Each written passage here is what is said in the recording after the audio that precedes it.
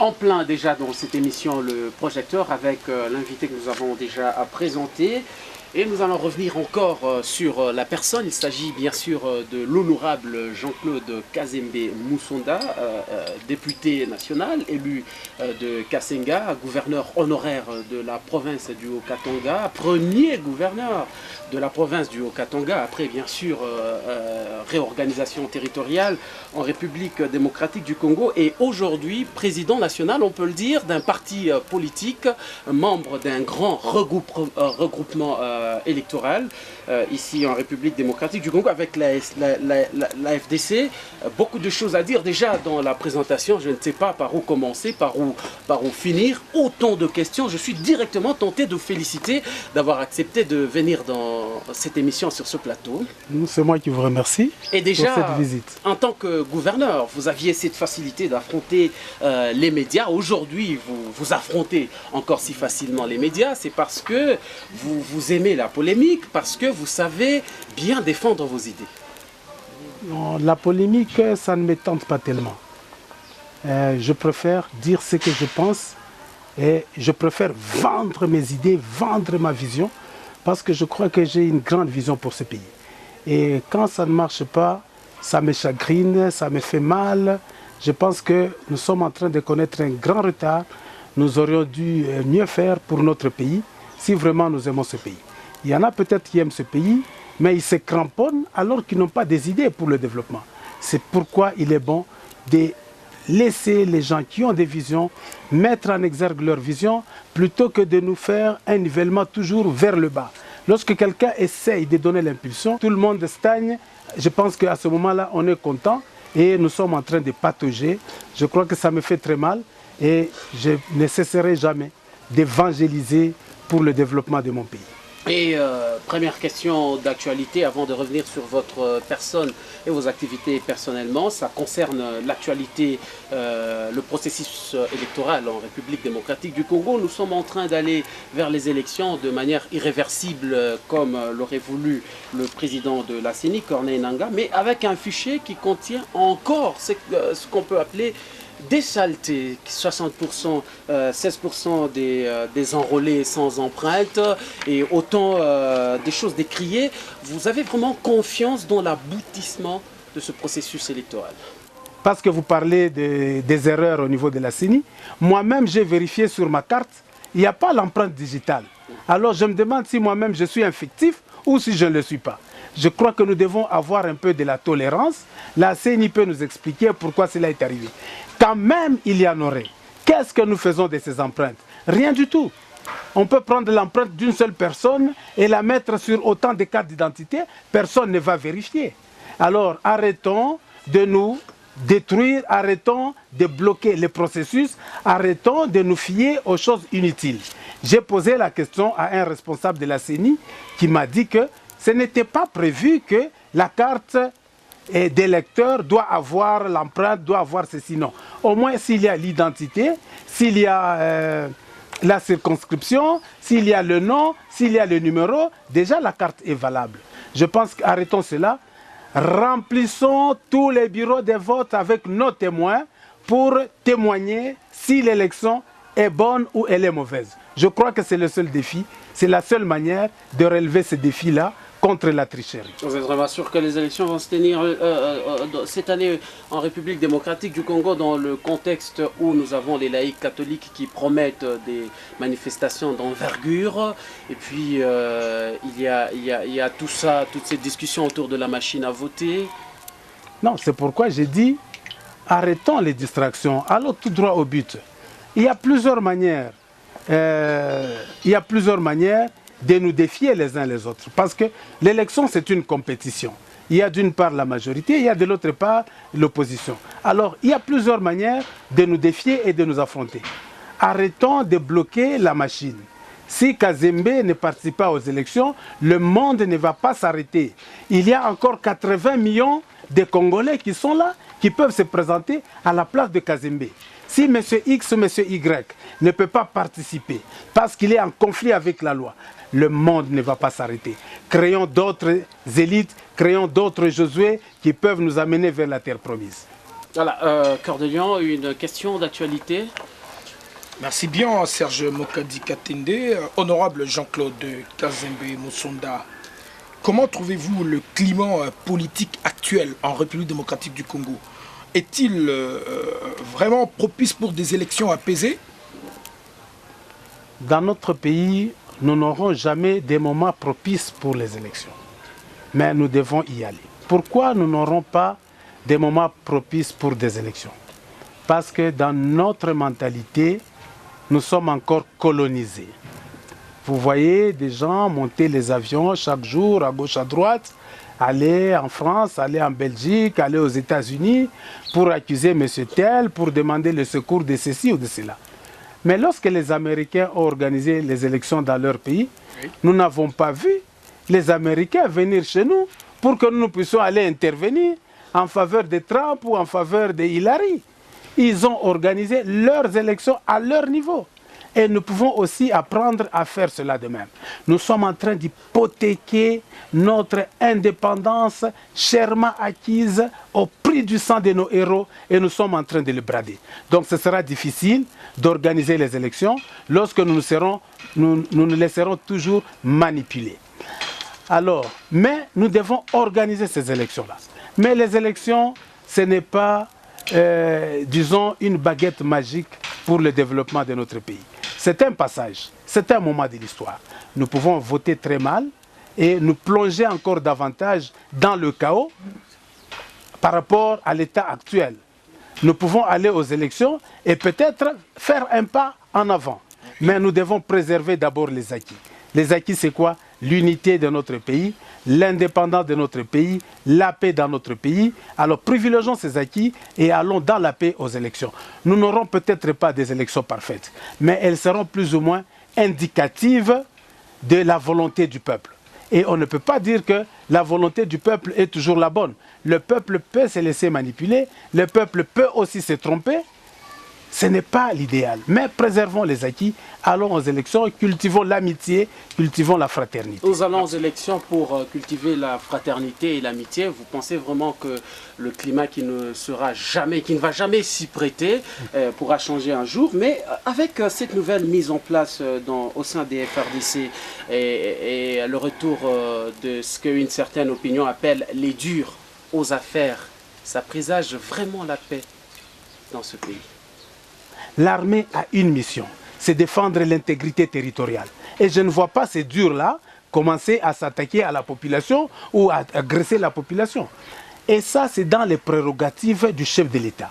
Attendons celui qui va gagner prochainement les élections. Il mettra peut-être les moins durs, il mettra peut-être les bons, il mettra peut-être les agneaux pour défendre notre État contre les lions.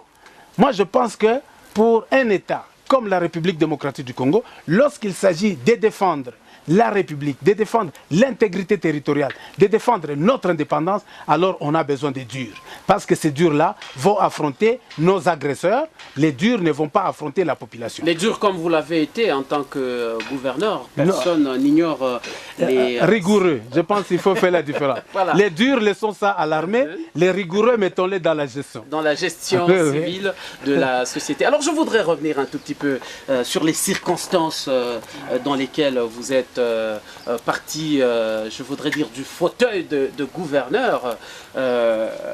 Nul n'ignore que c'était après un rapport de force. Vous avez des remords pour cela? Est-ce que vous avez encore des inquiétudes ou des gens que vous pourrez pointer comme responsables ayant été à la base du fait que vous avez été évincé? Non, écoutez, ce que je peux déplorer, un pays sérieux repose sur ses textes, repose sur sa constitution, repose sur ses lois. Peut-être le temps me manquerait pour vous expliquer comment en principe doit se passer la procédure. J'étais parti au mois d'avril. Au mois de mars, je venais de présenter mon budget devant l'Assemblée provinciale, qui a été voté à 100%. Donc l'Assemblée provinciale a approuvé le budget à 100%. C'est-à-dire, j'étais en bonne intelligence avec l'Assemblée provinciale. Mais quelques jours après, on va débarquer les gens de Kinshasa pour venir dire « Non, monsieur le gouverneur, on nous apprend que vous gérez mal la province. » à partir de Kinshasa. Voilà encore là, je vais souligner un point. C'est ça la faiblesse des Katangais. Je ne peux pas voir, moi, des messieurs débarquer de Kinshasa à l'époque de Kibasa Maliba, à l'époque d'Ngouza Karlibond, à l'époque de Sampasa Kaweta Milombe, à l'époque de tous ces messieurs-là, politiciens katangais. Voir un monsieur, ce n'est pas du Maniema, de Bandundu, ou je ne sais pas, de l'Équateur, dire je viens mettre de l'ordre au Katanga. Mais le Katanga est dans la RDC, et le Maniema est dans la RDC, dès lors qu'il a l'autorité au niveau national, il peut venir. C'est-à-dire, est-ce qu'on a des leçons à recevoir? Est-ce que le Katanga a des leçons à recevoir du moment où la province est décentralisée? J'aurais bien voulu qu'on fasse une enquête, qu'on mène des enquêtes, des investigations pour démontrer la mégestion. La mégestion, c'est-à-dire, soit on a détourné les fonds de l'État, soit on a mal affecté les revenus de l'État. Mais c'est ça. Mais des messieurs qui débarquent comme ça, sans qualité. Il fallait envoyer une commission parlementaire. Que la commission établisse un rapport, qu'on fasse une enquête. Pas un monsieur qui se réveille parce qu'il n'a pas reçu 100 $, parce qu'il voulait avoir 10 000 $, il n'a pas reçu, il dit non, monsieur le gouverneur, vous gérez mal. J'ai dit démontre-moi. Ces affirmations. Démontre-moi. Il n'a pas reçu 100 $. Démontre-moi en quoi j'ai géré mal.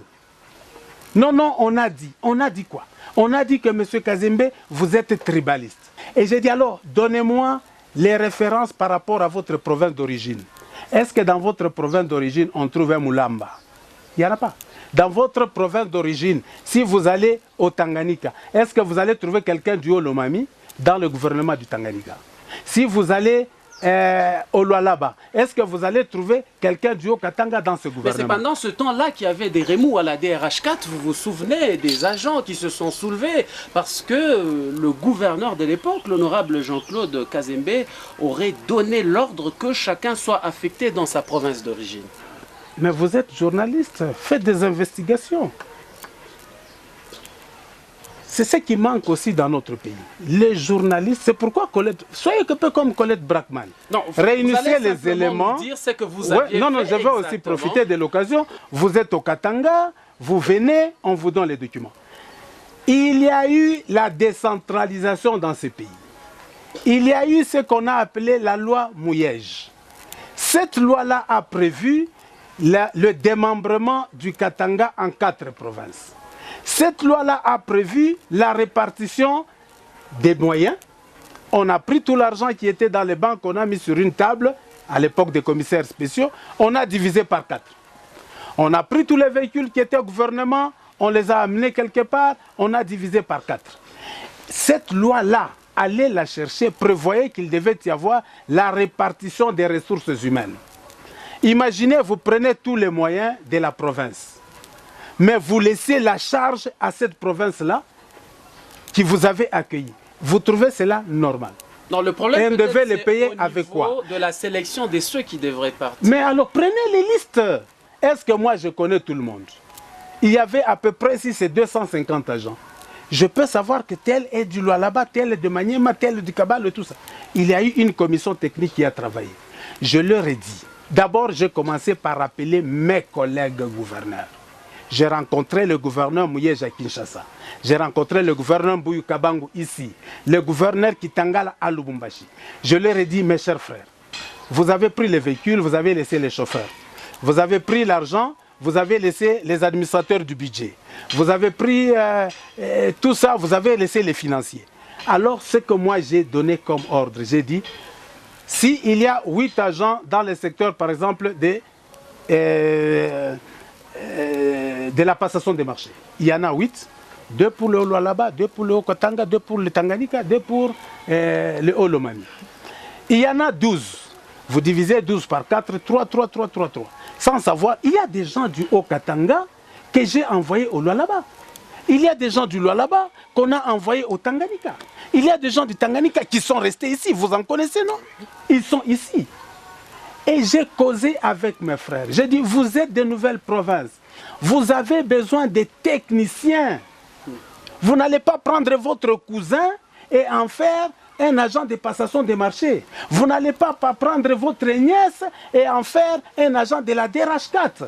Vous avez besoin de techniciens pour vous aider à mettre en place ces structures. Nous nous sommes mis d'accord. Et dans ma compassion, j'ai dit, vous êtes de nouvelles provinces. Vous n'êtes pas suffisamment organisés. Pendant 6 mois, je vais prendre en charge ces agents-là, le temps qu'ils s'intègrent et qu'ils vous aident à mettre en place les structures. C'est ce que nous avons fait. Pendant 6 mois, nous avons payé les salaires à ces agents. Mais c'est par contre le tribalisme qui sont dans ces nouvelles provinces qui a bloqué dans l'acceptation de ces nouvelles unités, de ces nouveaux techniciens. Donc ce n'était pas avec sentiment comme vous ont taxé certains. C'est la méchanceté. C'est simplement par méchanceté. Parce que vous connaissez, il y a un député qui m'a dit, mais honorable, vous avez envoyé ma femme aux lois là-bas. Moi, je dis alors, vous devez servir d'exemple parce que c'est vous qui votez les lois. Votre femme va là. Mais moi, je suis du Haut-Katanga. Moi, je dis, ce n'est pas ça les critères. Les critères n'étaient pas de dire, je suis du Haut-Katanga, ma femme est du Haut-Katanga, vous devez l'affecter ici. Nous les avons affectés partout. Honorable Jean-Claude Kazembe, nous revenons encore sur ce terrain d'actualité. Comment appréciez-vous la naissance du FCC, Front commun pour le Congo? Bon, il y a le bon côté et il y a le mauvais côté. Le bon côté, c'est qu'avec le FCC, nous mettons ensemble ce qui nous unit. Le Congo d'abord, c'est très important. C'est-à-dire nous privilégions ce qui nous unit au lieu de privilégier ce qui nous divise. Je crois que ça c'est un grand exploit que je peux, pour lequel je félicite le chef de l'État. Oui. Mais la deuxième étape doit être d'aller vers le peuple. Si ces gens-là ne reçoivent pas le quitus de la population après les élections, Oui. le FCC ne doit pas être une blanchisserie. Le FCC ne doit pas être un bouée de sauvetage. Si le peuple veut les noyer, ces gens-là, nous devons laisser se noyer. Parce que c'est ce que nous constatons aujourd'hui. Le gouvernement est truffé des gens qui ont échoué lamentablement aux élections. C'est-à-dire que les gens que la population a vomi, les gens que la population n'accepte pas. On a connu ici des premiers ministres qui avaient lamentablement échoué, même au niveau provincial. Ils ont échoué avec 16 voix, avec 17 voix, et le lendemain, ils se retrouvent Premier ministre. Je pense que nous devons aller vers la démocratie. Le mauvais côté, c'est quoi? Le mauvais côté, c'est l'imbroglio. Aujourd'hui, nous trouvons dans notre gouvernement les unitaristes, les fédéralistes, les démocrates, les libéraux, les sociodémocrates. Finalement, on va défendre quel projet de société? Une union à contre-nature, comme le dirait l'autre. En tant que licencié en sciences politiques, en tant que politologue, Oui. je ne me retrouve pas. Je ne sais pas ce que nous cherchons. Ça prouve que nous sommes encore à l'étape de la politique du ventre et non à l'époque de la politique des idées, la promotion des idées, la promotion de notre société. Donc quelqu'un, moi si je suis fédéraliste, Oui. un unitariste me dit non, non, monsieur, viens, on va travailler pour créer l'unitarisme. Ce sera compliqué. Je suis fédéraliste, au moins qu'on se met d'accord sur certaines valeurs. Donc c'est ça un peu le mauvais côté. Le mauvais côté aussi, c'est de prendre le peuple en otage. C'est-à-dire on recommence et on revient à la même chose. On recommence avec les mêmes et finalement on patine. On doit prendre le courage de créer maintenant une nouvelle classe politique. Que ceux qui ont eu à gérer, que ceux qui ont démontré leur capacité ou leur incapacité puissent accepter de prendre le repos.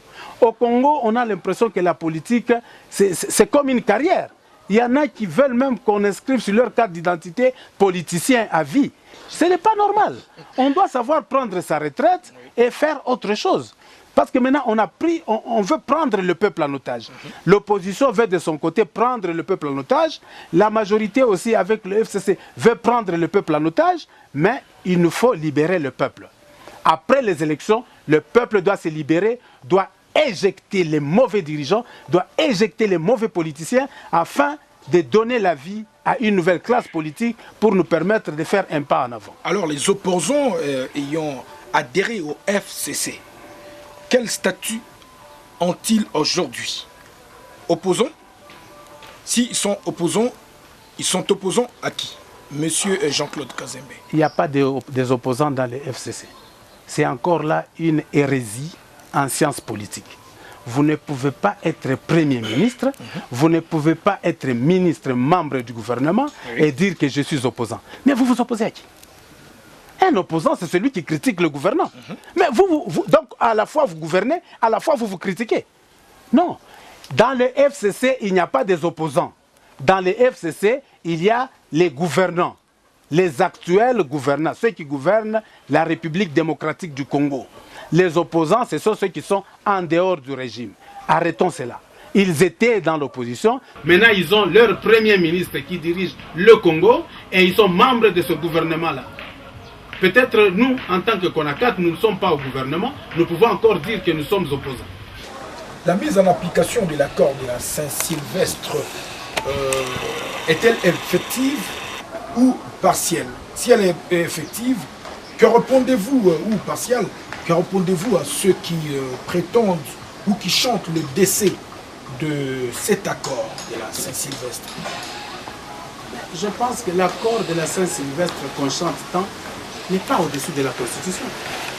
Qui a mandaté ces gens-là qui sont partis signer l'accord de la Saint-Sylvestre?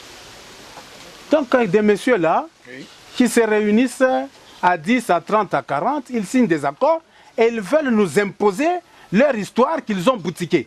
Moi, je ne suis pas lié par cet accord de la Saint-Sylvestre. Je suis seulement lié par la Constitution. S'ils se sont entendus entre eux là-bas, qu'ils fassent ce qu'ils veulent là où ils se sont entendus. Moi, je ne suis lié que par la Constitution que le peuple congolais a accepté par référendum. C'est tout. S'ils veulent faire leurs aménagements, pourvu que cela ne viole pas la Constitution. Si cela viole la Constitution, la CONACAT n'est pas prêt à accepter cet accord de la Saint-Sylvestre. En quoi cet accord de la Saint-Sylvestre est légal? Quelle est la légalité? Quelle est la légitimité de l'accord de la Saint-Sylvestre? Mais la période où nous retrouvons toutes les institutions existent aujourd'hui grâce à cet accord de la Saint-Sylvestre. Pas du tout. Le président de la République est président de la République à cause de la Constitution qui a dit qu'il reste en fonction jusqu'aux prochaines élections. Ce n'est pas l'accord de la Saint-Sylvestre a quel pouvoir d'accorder une légitimité à quelqu'un. L'accord de la Saint-Sylvestre n'a pas de légitimité à accorder à quelqu'un. Il y a eu des arrangements là-bas, ils ont demandé qu'on puisse relaxer certains opposants, ils ont demandé qu'on puisse faire ceci et cela. C'est simplement demander le retour à la légalité. S'il y a des prisonniers politiques, bon, ok, moi aussi je suis contre qu'on fasse des prisonniers politiques. On n'a pas besoin d'un accord de la Saint-Sylvestre pour cela. Mais si quelqu'un a violé une jeune fille, une mineure, il se retrouve en prison, et il faut l'accord de la Saint-Sylvestre pour l'exonérer de ce que prévoit la loi. Pas du tout. Si quelqu'un a volé la maison de quelqu'un, qu'il aille trouver un arrangement avec celui pour qui il a volé la maison. Est-ce que nous tous nous sommes liés par la maison que vous avez volée de M. X ou M. Y? Tous les Congolais doivent être liés à ça. Ce n'est pas notre affaire. Allez arranger vos affaires personnelles dans des petits coins. Ne nous laissez pas lier par vos accords. Si c'est faux, vous n'avez pas volé, vous n'avez pas fait ceci, mais que la justice soit au milieu du village. Les affaires privées, allez les régler en privé. Ne liez pas tous les Congolais à vos affaires individuelles et personnelles. Régler les affaires en public, ne pas faire la confusion entre le privé et le public, voilà, c'est finalement ce que vous avez fait après avoir été évincé en tant que gouverneur. Vous avez finalement quitté le PPRD pour former un autre parti politique. Vous n'allez pas à l'opposition, vous ne faites pas le centrisme, vous restez au sein de la majorité dans laquelle se trouvent des gens venus des Kines. Pour vous dire, vous gérez mal la province. Que fait Jean-Claude Kazembe Musonda finalement? Vous soutenez le chef de l'État et vous critiquez certaines têtes de la majorité. Oui, même le chef de l'État lui-même a critiqué certaines têtes de la majorité. Une fois, il a dit, si je pouvais avoir 15 personnes capables de travailler réellement pour ce pays, on pouvait changer le Congo. Il les a critiqués. Deuxièmement, il a encore critiqué son entourage. Il a dit, nous n'avons pas réussi à changer les Congolais. Donc les Zaïrois que nous avons trouvés sont restés Zaïrois. Ils n'ont pas réussi à se transformer en Congolais. Et ces Zaïrois-là, nous allons les critiquer jusqu'à dernier retranchement, jusqu'à ce qu'ils changent. L'opposition, c'est quoi? C'est là que les gens se trompent. L'opposition, ce n'est pas un saut d'humeur. Vous vous réveillez un matin, parce que, comme vous le dites là-bas, on vous a évincé, vous n'êtes pas gouverneur. Non, je deviens opposant. Soit parce que vous avez voulu qu'on vous nomme ministre, on ne vous a pas nommé. Non, je deviens opposant. Ce n'est pas ça. L'opposition, c'est par rapport à une idéologie. C'est par rapport à une philosophie. Aujourd'hui, nous avons des opposants qui sont sans idéologie, qui sont sans philosophie. On se réveille un matin, non, moi je suis opposant, Kabila doit partir. Mais ça, Kabila doit partir, ce n'est pas une idéologie. C'est une matière constitutionnelle. Et donc vous continuez à appuyer l'idéologie kabiliste. Pourquoi vous ne le servez pas au sein de son propre parti? Écoutez, d'abord j'aimerais bien que les gens comprennent. Oui. On ne se réveille pas un matin et on devient. Beaucoup m'ont écrit, mais monsieur le gouverneur, pourquoi avec tout ce qu'on vous a fait, on vous a fait mal, on voulait vous arrêter, on voulait vous faire fuir, que vous soyez exilé, pourquoi vous ne devenez pas opposant? Moi je dis non, l'opposition c'est par rapport à une idéologie. Par contre, je vais m'insurger contre les gens qui ne respectent pas la Cour constitutionnelle. Je vais m'insurger contre les gens qui ne respectent pas la Constitution, contre les gens qui ne respectent pas les lois de la République. Qu'ils soient dans la majorité, qu'ils soient dans l'opposition, notre dénominateur commun, c'est la Constitution. On doit la respecter. Et l'institution chargée de faire respecter la Constitution, c'est la Cour constitutionnelle. On ne peut pas accepter les arrêts qui vous plaisent et refuser les arrêts lorsque ça ne vous plaît pas. Pour ça, il n'y a pas de commune mesure. Pour ça, il n'y a pas de terrain d'entente. Deuxièmement, moi, je sais que moi, je n'ai pas quitté le PPRD. J'étais prêt à rester batailler toujours au sein du PPRD. Ah, finalement, vous avez cité ce nom. Je me disais, mais il s'est décidé de ne pas citer le PPRD. Donc, vous avez décidé à travailler au sein du PPRD. Il n'y a pas de décision à prendre. J'étais au PPRD. D'accord. J'ai été élu au PPRD. Oui. C'est le seul parti que j'ai connu jusque-là. Okay. Je n'étais pas dans l'UFERI, je n'étais pas dans l'UNAFEC, je n'étais peut-être, comme on disait, j'étais né un père, peut-être entre guillemets, mais en dehors de ça, pour une seule fois que j'ai adhéré au parti, c'est au PPRD. Le PPRD m'a écrit que, voilà, monsieur, nous vous retirons notre confiance parce que vous ne voulez pas vous départir de l'arrêt de la Cour constitutionnelle parce que vous êtes en train de nous défier. Alors, nous vous retirons notre confiance, quittez notre parti. Qu'est-ce que je devais faire? Voilà, une porte fermée, une autre s'ouvre, vous voici à la CONACAT. Oui, qu'est-ce que je devais faire? Alors, j'ai simplement déposé mon tablier au PPRD. Alors, j'ai créé mon propre parti. Parce que je me sens assez mûr politiquement. Et je sens que j'ai des idées. Je sens que j'ai une philosophie, j'ai une idéologie. Que je peux au moins ne fût-ce que transmettre à la jeunesse. Transmettre à la jeunesse le combat. Savoir se battre pour ce qui est juste. Savoir se battre pour ce qui est correct. Savoir travailler dans la dignité. Savoir travailler pour construire ce pays. Vous êtes la bouche autorisée pour bien nous le dire. Vous parlez de la CONACAT, un parti qui, selon une certaine opinion, aurait existé avant même que vous ne puissiez quitter le PPRD. Vous pouvez maintenant nous éclaircir, parce que c'est à la source qu'on vient puiser l'information. Depuis quand existe la CONACAT? Très sincèrement, les yeux dans les yeux, les téléspectateurs vous regardent. Il n'y a pas à s'arracher les cheveux. Pourquoi? Il n'y a pas raison de mentir. La CONACAT, nous l'avons créée en 2008. Et vous étiez au PPRD? En 2001, j'ai été désigné dans la composante gouvernement comme député national pendant la transition. En 2006, j'ai alors été aligné comme candidat du PPRD dans les territoires de Kassenga. Je n'avais pas gagné les élections en 2006. Alors, je commençais à réfléchir comment me relancer en politique. Fallait-il continuer avec le PPRD ou il fallait que je puisse maintenant mettre en exergue une certaine philosophie, ma façon de voir les choses. Et c'est comme ça que j'ai créé, j'ai rédigé les statuts de la CONACAT, la Conscience nationale congolaise pour l'action et le travail. En 2009, nous avons fait agréer le parti. Et nous avons constitué notre premier comité national à partir de Lubumbashi. Mais il est arrivé qu'en 2011, le PPRD m'a encore sollicité pour que je puisse me représenter en tant que candidat à la députation nationale. C'est comme ça que j'ai laissé les amis continuer avec la CONACAT. Oui. Et moi, je suis revenu au PPRD. Je suis revenu au PPRD et j'ai gagné les élections. Et j'encourageais les autres à continuer avec la CONACAT. Parce que dans la CONACAT, nous avions... Ce n'est pas une trahison, une traîtrise. Vous êtes au PPRD, vous encouragez notre parti à émerger? Non, mais ce n'est pas un parti de l'opposition. La majorité compte combien de partis politiques? On va dire que tous ces gens-là qui sont dans la majorité, les 350 ou 400, ils sont en train de se trahir mutuellement. Non, ils sont en train simplement de fédérer leurs énergies. On comprend ce que vous vouliez dire, mais je voudrais qu'on puisse revenir un tout petit peu sur les rapports que votre parti a avec le PPRD, parce que pas plus tard que il y a 2 mois, le permanent du PPRD a dit tout haut dans un rassemblement que tous les autres partis de la majorité doivent s'émuer en cellule de base du PPRD. Vous avez des rapports des grands frères et petits frères avec le PPRD, vous traitez d'égal à égal. Non, bon, je ne peux pas commenter ce que je n'ai pas entendu.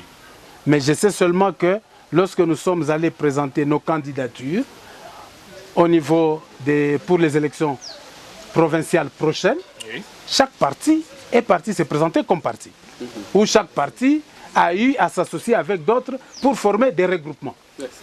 Et devant la loi, il n'y a pas de petits partis, il n'y a pas de grands partis.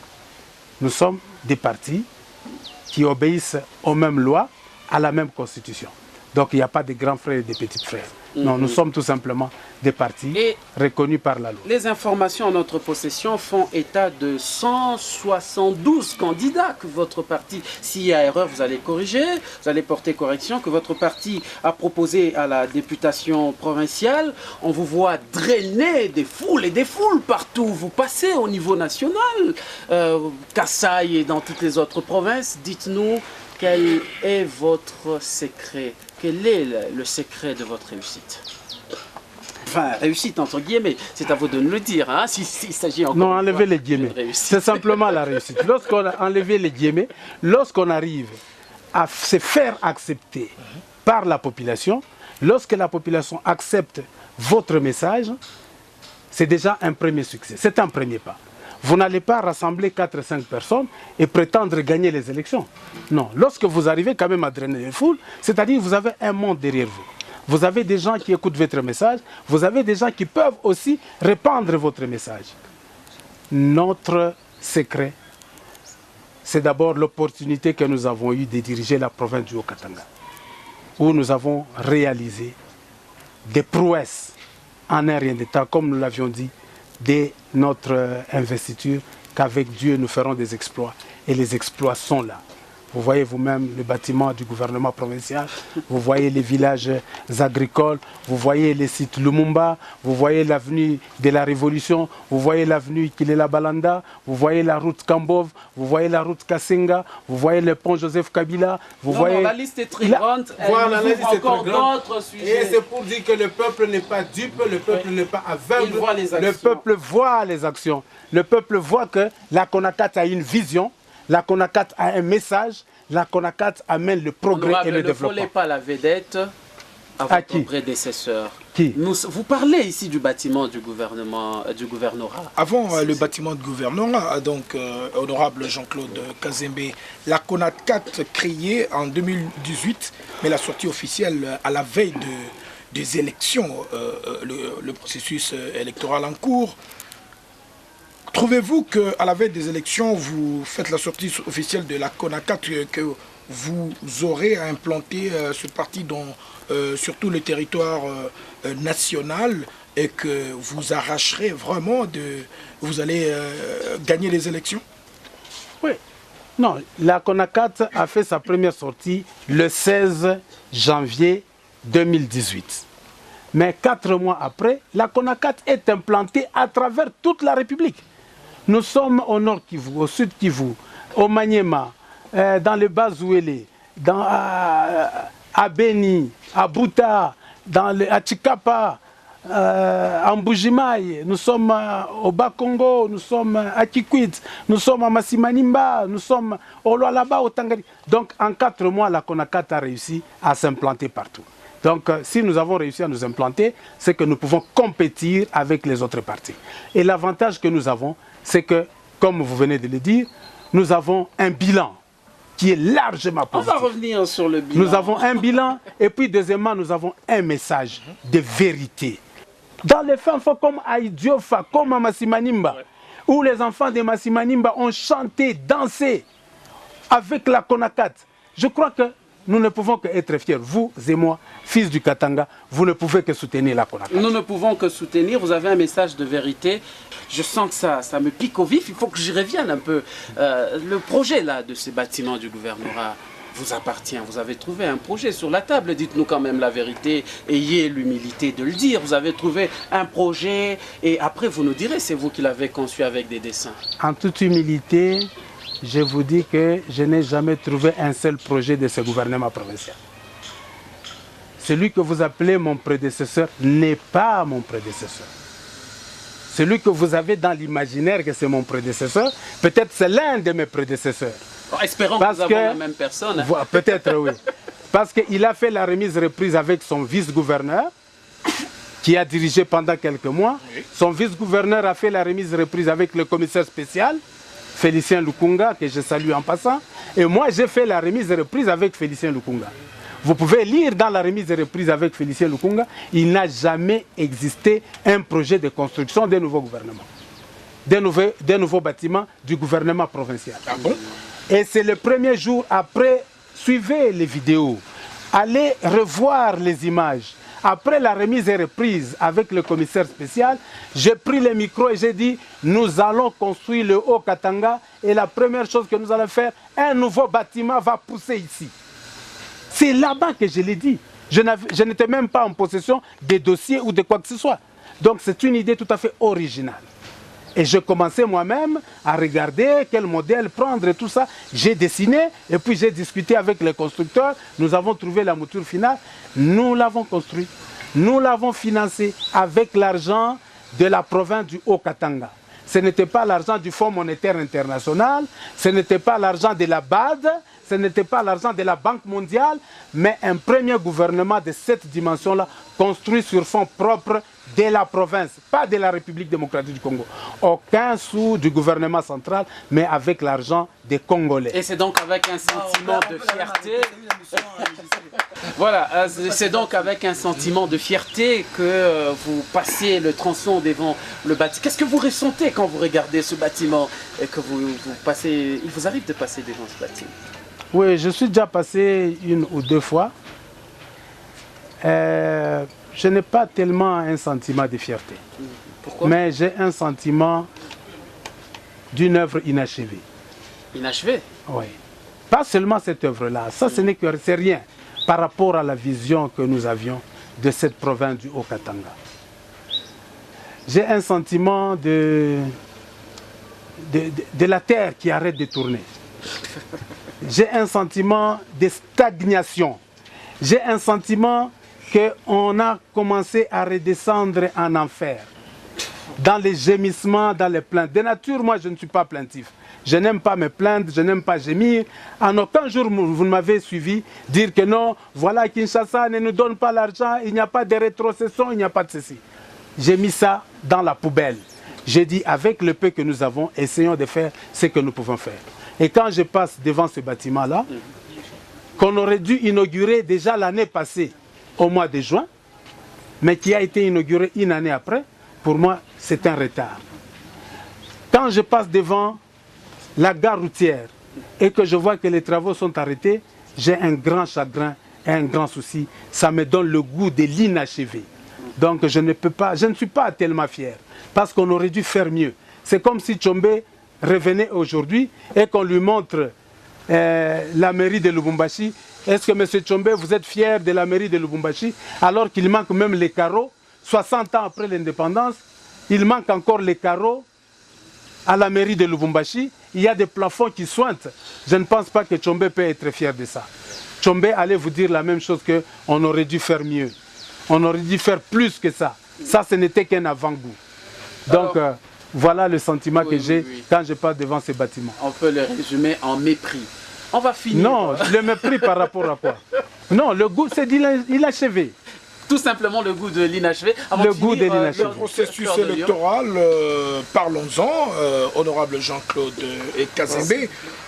Toutes nos excuses aux téléspectateurs qui nous suivent présentement à cause de la voix, la voix qui est rauque, due à une forte toux dont on est victime. Mesdames et messieurs, toutes nos excuses pour la voix.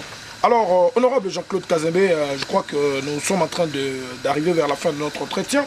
Le processus électoral se trouve à l'étape du dépôt des candidatures. Vos impressions? Mes impressions, je félicite la CENI pour les efforts qu'elle est en train de fournir afin de nous amener aux élections.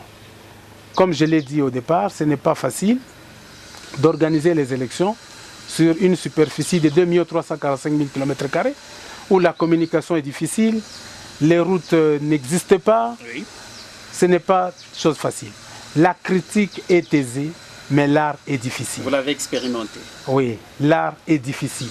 Je pense que nous devons tous encourager Nanga pour les efforts qu'il est en train de faire, et nous devons tous, chacun de nous, doit donner le meilleur de lui-même.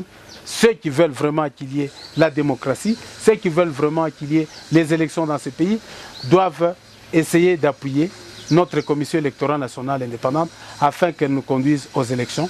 Jusque-là, je crois que l'enregistrement des candidatures au niveau de la province a été un succès, malgré les couacs, et nous remercions la commission électorale pour certaines facilités qu'elle nous a accordées, telles que imprimer certains documents à partir de l'Internet. Ça nous a facilité le remplissage des conditions pour les candidatures. On revient sur votre bilan pour finir cette émission. Quels sont les points négatifs? Parce que les positifs, nous en avons toute une liste ici, vous en avez parlé. Quels sont les points négatifs? Et je voudrais vous proposer d'y insérer aussi le village agricole. Le village agricole, beaucoup de gens, même quand je ne suis pas en fonction, ils me posent la question, monsieur le gouverneur, qu'est-ce que vous allez faire des villages agricoles? Ce n'est pas possible. Qu'est-ce que je vais faire? C'est un projet qui s'exécute quand on est aux affaires. Effectivement. Quand on est aux affaires. Grâce aux villages agricoles, nous avons pu donner de l'emploi à plus de 4000 personnes. 4000 familles. Plus de 4000 familles. Donc, dans chaque village, nous avons installé au moins 1000 familles pour pouvoir faire cette agriculture. Nous avions donné de l'engrais. Nous avions donné des semences. Et pendant que je vous parle ici, si vous allez à Kashobwe, il y a le riz qu'on a produit à l'époque des villages agricoles qui est en train de pourrir dans les dépôts. Je répète, si vous allez aujourd'hui à Kashobwe, vous allez trouver dans les dépôts le riz produit. Donc les villageois ont produit, ils ont payé ce qu'ils devaient payer à l'État, ils ont remboursé. Et ce riz remboursé, des tonnes, sont en train de pourrir dans les dépôts à Kashobwe. Et si vous appelez ça un échec, moi je ne sais pas quel pourrait être le succès. Vous allez à Kapolowe. Je suis allé à Kapolowe, j'ai été accueilli comme un prince. Tous les villages s'est mobilisés et les chefs coutumiers se sont mobilisés pour me dire quoi? Merci, monsieur le gouverneur. Le maïs que nous avions produit à l'époque est encore dans le dépôt. Mais cette année, nous n'avons pas été assistés. Et ça, ce n'est pas ma confession. C'est la confession de notre ministre de l'Agriculture qui est parti devant l'Assemblée provinciale, qui a confessé que cette année, nous avons échoué d'appuyer les villages agricoles parce qu'on n'a pas mis les moyens. Je crois que vous êtes journaliste, vous avez suivi comme moi. Moi, j'ai suivi à la télé, peut-être que vous avez suivi en live. Alors, tout ce qu'on n'a pas fait cette année, comment cela peut-il retomber sur moi? Moi, je suis un initiateur. Et le concept village agricole est adopté même par d'autres provinces. Vous allez dans le Bas-Congo, on parle maintenant des villages agricoles. Vous allez au Kasaï, on parle des villages agricoles. D'autres essayent d'échanger des noms, de donner d'autres formules pour que Kazembe ne soit pas encensé. Bon, Mais le fond c'est là reste les le concerts. même. Voilà. Peut-être les bilans négatifs, les côtés négatifs. Le côté négatif, ou peut-être le côté qui est dur, c'est le côté gestion des ressources humaines. Le côté de la gestion des ressources humaines, nous devons nous y pencher. Il y en a qui croient que créer de l'emploi, c'est mettre tout le monde dans les bureaux du gouvernorat. Ce n'est pas ça, créer de l'emploi. Ça, c'est créer le chômage déguisé. Là où on devait trouver une personne, vous en mettez 5 et vous dites que j'ai créé de l'emploi. Comme j'ai lu quelque part qu'au niveau de la primature à Kinshasa, on a mis 800 conseillers. Ce n'est pas ça, créer de l'emploi. Créer de l'emploi, c'est comme ce que nous avons fait avec les villages agricoles, avec l'agence des petits travaux. Donc, nous n'étions qu'au début. Sur un mandat de 5 ans, on a travaillé pendant 8 mois. Je pense qu'il est difficile de dire quel est le bilan négatif, quel est le bilan positif. Au moins, j'avais dit que pendant une année au moins, nous allons planter les jalons de notre vision. Et c'est ce que nous avons fait. Nous avons planté les jalons, la construction au centre. Parce que beaucoup de gens, et c'est là que le président de la République a raison, lorsqu'il dit « si je pouvais transformer les Congolais, si je pouvais avoir 15 personnes ». Lorsqu'il a lancé les 5 chantiers, tout le monde a tourné les regards vers le président. 5 chantiers à Mokonzi. Donc ce n'est pas pour les Congolais, et ça y a Mokonzi. On regarde maintenant comment Kabila va faire avec ces 5 chantiers. Mais nous nous sommes appropriés. Le chef de l'État donne une vision. C'est à vous de vous lancer. Lorsque j'entends un ministre ou un gouverneur dire non, nous allons nous référer à la hiérarchie. Alors je dis, le président de la République, il a des problèmes. Si chaque gouverneur doit se référer à la hiérarchie pour faire le travail pour lequel il a été élu, si chaque ministre doit se référer à la hiérarchie, si chaque premier ministre doit se référer à la hiérarchie, alors rien ne marchera. C'est 5 chantiers à Mokonzi. Le président de la République dit, ok, nous lançons maintenant la révolution de la modernité. Tout le monde tourne les regards vers lui.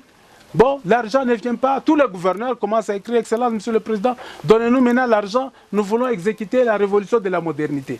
Messieurs, lorsqu'on vous donne un pays, une province avec de l'eau qui coule, lorsqu'on vous donne un pays avec des terres fertiles, lorsqu'on vous donne un territoire avec des jeunes gens très dynamiques, c'est à vous d'organiser la vie dans cette société pour la rendre productive et rentable.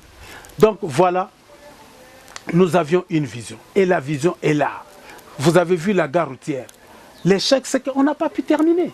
L'échec, c'est que les gens ne se sont pas inscrits dans cette vision-là.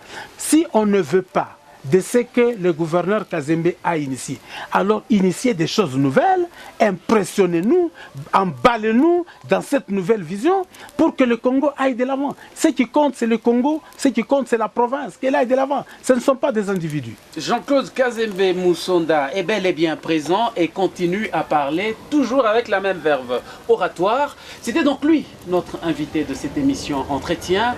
En tout cas, toutes les questions ont été traitées. Il a répondu sans embâche à tout ce questionnaire qui a été confectionné ici avec Jean-Richard Cœur de Lyon, qui était avec nous dans cette émission Le Projecteur, qui a braqué ses rayons lumineux sur cet homme, Jean-Claude Kazembe Moussonda. D'autres questions au prochain numéro, la prochaine émission.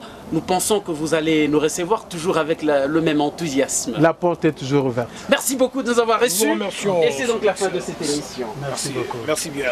Merci.